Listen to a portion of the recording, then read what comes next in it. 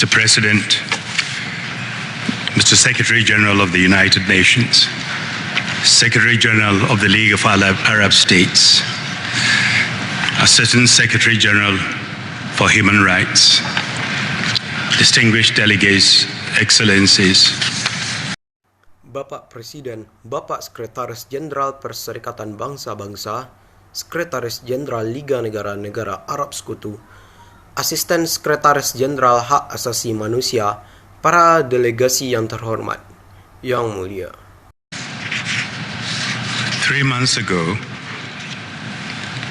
after a year of deepening crisis and based on your guidance, Secretary General Ban and Secretary General El Arabi gave me a tough job. They asked me to lead a united effort on behalf of the United Nations and the League of Arab States to stop the violence and killing in Syria and launch a political process for a transition that meets the legitimate aspirations of the Syrian people. 3 bulan yang lalu, setelah 1 tahun krisis yang semakin dalam dan berdasarkan bimbingan Anda, Sekretaris Jenderal Ban dan Sekretaris Jenderal El Arabi memberikan saya tugas yang berat. Mereka meminta saya untuk memimpin upaya pemersatuan atas nama PBB dan Liga Negara-Negara Arab untuk menghentikan kekerasan dan pembunuhan di Suriah dan meluncurkan proses politik untuk transisi yang memenuhi aspirasi sah rakyat Suriah. Today, despite the acceptance of the 6-point plan and the deployment of a courageous mission of United Nations observers to Syria, I must be frank and confirm that the plan is not being implemented. Hari ini, meskipun rencana 6 poin telah diterima dan misi pengamat PBB yang berani telah dikirim ke Suriah, saya harus jujur dan menegaskan bahwa rencana tersebut tidak diimplementasikan. Mr. President, let me pause here and express my horror and condemnation at the fact that a new massacre of tens of civilians, including children and women, was perpetrated yesterday in Al-Qubia, west of Hama. My heart goes out to the victims and their families. This took place just 2 weeks after the massacre in Hule that shocked the world. Those responsible for perpetrating these crimes must be held to account. We cannot allow mass killing to become part of everyday reality in Syria. Bapak Presiden, izinkan saya untuk berhenti sejenak di sini dan mengungkapkan kengerian dan kecaman saya atas fakta dan pembantaian baru terhadap puluhan warga sipil, termasuk anak-anak dan perempuan, yang terjadi kemarin di Al-Qubair, sebelah barat Hama. Hati saya tertuju kepada para korban dan keluarga mereka. Dan ini terjadi hanya 2 minggu setelah pembantaian di Haula yang mengejutkan dunia. Dan mereka yang bertanggung jawab atas kejahatan ini harus dimintai pertanggungjawaban. Kita tidak bisa membiarkan pembunuhan massal menjadi bagian dari realitas sehari-hari di Suriah. As the Secretary General has clearly explained, the crisis is escalating. The violence is getting worse.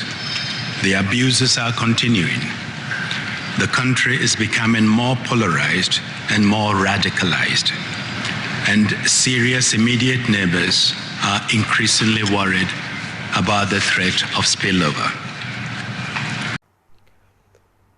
Seperti yang telah dijelaskan dengan jelas oleh Sekretaris Jenderal, krisis semakin meningkat. Kekerasan semakin memburuk. Pelanggaran-pelanggaran terus berlanjut. Negara ini menjadi semakin terpolarisasi dan semakin terradikalisasi. Dan negara-negara tetangga dekat Suriah semakin khawatir tentang ancaman penyebarannya. 9 days ago, I met President Assad in Damascus. I told him that the 6-point plan is not being implemented as it must. I strongly urged him to take bold and visible steps to now radically change his military posture and honor his commitments to the 6-point plan. 9 hari yang lalu, saya bertemu dengan Presiden Assad di Damaskus. Saya mengatakan kepadanya bahwa rencana 6 poin tidak diimplementasikan sebagaimana mestinya. Saya sangat mendesaknya untuk mengambil langkah yang berani dan nyata untuk secara radikal mengubah postur militernya dan menghormati komitmennya terhadap rencana 6 poin. I urged him to make a strategic decision to change his path. I also made clear that his government must work with my mediation effort on behalf of both organizations that I represent. President Assad believed that the main obstacle was the actions of militants. Clearly, all parties must cease violence, but equally clearly, the first responsibility lies with the government. Saya mendesaknya untuk membuat keputusan strategis agar mengubah jalannya. Saya juga menjelaskan bahwa pemerintahnya harus bekerja sama dengan upaya mediasi saya atas nama kedua organisasi yang saya wakili. Presiden Assad percaya bahwa hambatan utama adalah tindakan para militan. Jelas, semua pihak harus menghentikan kekerasan.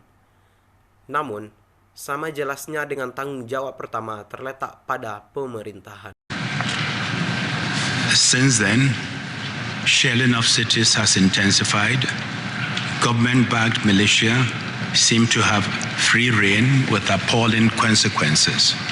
Sejak saat itu, penembakan terhadap kota-kota semakin intensif. Milisi yang didukung pemerintah tampaknya memiliki kebebasan dengan konsekuensi yang mengerikan.